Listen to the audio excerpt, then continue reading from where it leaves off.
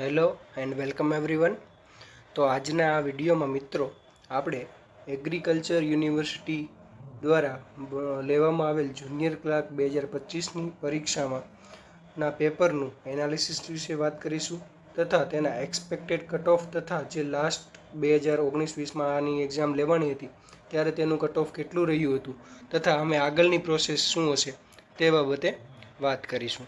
તો ચાલો વિડીયો ચાલુ કરીએ. સૌપ્રથમ આપણે આ વખતના પેપરની વાત કરીએ તો મેથ્સ રિઝનિંગનો પોર્શન 70 માર્ક્સનો હતો. ત્યારબાદ ગુજરાતી અને ઇંગ્લિશ બંને 15-15 માર્ક્સના હતા. હવે આ સબ્જેક્ટ્સની વાત કરીએ તો ઇંગ્લિશ અને ગુજરાતીમાં 5 થી 6 પ્રશ્ન ઓન એન એવરેજ સિમ્પલ હતા જે તમે કરી શકો, એટલે એવું કહી શકો કે ઇંગ્લિશ અને ગુજરાતી બંને એવરેજ હતા. પણ મેઇન વસ્તુ અહીંયા એ હતી કે પેપરમાં તમને માત્ર 60 મિનિટ જ આપવામાં આવી હતી અને એમાં પણ ઘણા સેન્ટરોમાં પેપર 2 વાગે આપવામાં આવેલા હતા અથવા લેટ આપવામાં આવ્યા હતા, જેથી કરીને જે આ મેથ્સ રીડિંગના 70 માર્ક્સનો પોર્શન છે એ એટેમ્પ કરવાનું મોટા ભાગના લોકોને રહી ગયું છે અને પેપર હાર્ડ લાગ્યું છે. આમ આ મેથ્સ અને રિઝનિંગના પોર્શનનું આમ લેવલ જોવો તો એ મીડિયમ જેવું છે, પરંતુ જે તમને સમય આપવામાં આવ્યો છે એ સોલ્વ કરવા માટે એ સમય ખૂબ જ ઓછો હોવાના કારણે આ પેપર બધા લોકોને ખૂબ જ હાર્ડ લાગેલ છે અને જેના કારણે કટ ઓફમાં ખૂબ જ ઘટાડો થવાની સંભાવના પૂરેપૂરી રહેલી છે. હવે આગળ વાત કરીએ તો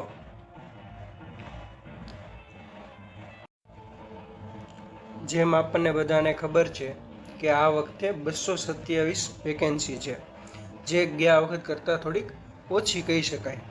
અને આ વખતે એવું હતું કે મેઇન્સ અને પ્રિલિમ્સ બંને સાથે લેવાના હતા, પણ હવે એક જ દિવસે આ ન રાખવાના કારણે જે એમને એક્ઝેક્ટ કેટલા લોકો મેઇન્સ માટે સિલેક્ટ કરશે તે કોઈ નોટિફિકેશનમાં બહાર પાડેલું નથી, પણ આપણે એવી અનુમાન લગાવી શકીએ કે 7 થી 15 ગણા લોકોને મેઇન્સ માટે બોલાવી શકે છે, બરાબર.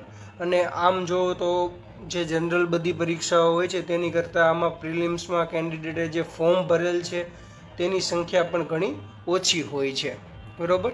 તેથી કોમ્પિટિશન થોડું ઓછું રહે, પરંતુ પેપરનું લેવલ હાઈ હોવાથી તમારું મેરિટમાં આમ પણ ઓછું જવાની સંભાવના પૂરેપૂરી રહેલી છે, બરાબર. હવે આગળ જોઈએ તો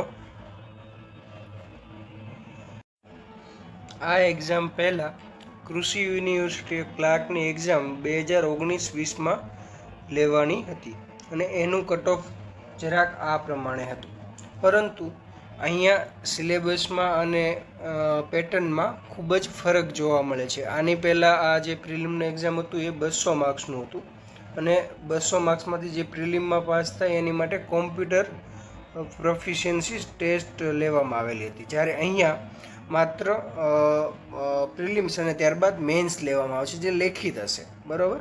તો 2019-20માં લેવાયેલી એક્ઝામનું કટ ઓફ જોઈએ તો જે 200 માર્ક્સમાંથી છે તો જનરલ કેન્ડિડેટનું મેલ કેટેગરીમાં 122.50, જ્યારે ફિમેલ કેટેગરીમાં 110 અટક્યું હતું, જ્યારે EWS કેટેગરીમાં મેલ કેન્ડિડેટ માટે 120 અને ફિમેલ કેન્ડિડેટ માટે 105.25 અટક્યું હતું, જ્યારે ACBC કેટેગરીમાં મેલ માટે 119.44.75, જ્યારે ફિમેલ કેન્ડિડેટ માટે 104.75 અટક્યું હતું, જ્યારે SC કેટેગરીનું મેલ માટે 107.25 તથા ફિમેલ માટે પણ 107.25 અટક્યું હતું, તથા ST કેટેગરીની વાત કરીએ તો એનું 103, જ્યારે મેલનું 103, જ્યારે ફિમેલનું 194 અટક્યું હતું.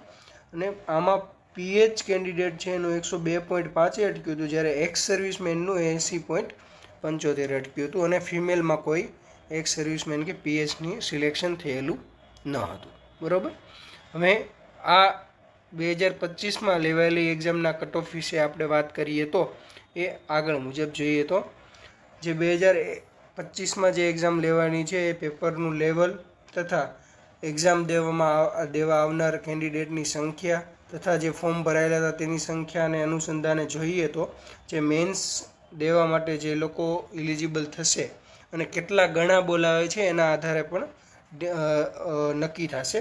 જે હજી કેટલા ગણા બોલાવાના છે આપણને ખબર નથી, એટલે હજી આજે હું અહીંયા જે દર્શાવવામાં આવ્યું છે તેની કરતાં પણ કટ ઓફ ખૂબ જ નીચું જવાની પૂરેપૂરી સંભાવના રહેલી છે. તો જે એક્સપેક્ટેડ કટ ઓફ છે તેની વાત કરીએ તો મારા મત મુજબ જનરલ કેન્ડિડેટનું 52, જે મેલ કેન્ડિડેટ છે તેનું 52 થી 57 સુધી, જ્યારે ફિમેલ કેન્ડિડેટનું 46 થી 50 સુધી રહી શકે છે. અને EWS કેટેગરીનું 50 થી 55 જેટલું, અને મેલ માટે, જ્યારે ફિમેલ માટે 44 થી 48 જેટલું રહી શકે છે. અને SCBC કેટેગરીમાં પણ EWSની જેમ 50 થી 55 અને ફિમેલમાં 44.48 જેટલું રહી શકે છે. જ્યારે SC કેટેગરીનું 51 થી 56 જેટલું જઈ શકે છે, અને મેલ માટે, જ્યારે ફિમેલ માટે 48 થી 53 જેટલું જવાની સંભાવના રહેલી છે. જ્યારે ST કેટેગરીની વાત કરીએ તો તેમાં 45 થી 50 મેલ માટે, જ્યારે ફિમેલ માટે 41 થી 46 જેટલું જઈ શકે છે. અને PH તથા એક્સ સર્વિસમેનને 10% જેટલું રિલેક્શન મળી અને તેમનું કટ ઓફ 40 આજુબાજુ રહી શકે છે. પરંતુ જે પ્રમાણે પેપરનું લેવલ છે તથા કેટલા ગણા ઉમેદવાર બોલાવે છે તેના આધારે આ કટ ઓફમાં હજી પણ ઘટાડો થવાની પૂરેપૂરી સંભાવના રહેલી છે. જે તમે જુઓ તો આ મેરિટ 45થી નીચે પણ જઈ શકે છે, કારણ કે કેટલા ગણા ઉમેદવાર બોલાવે છે તેના પર આધાર રાખે છે કે કેટલું મેરિટ અટકશે. બરાબર.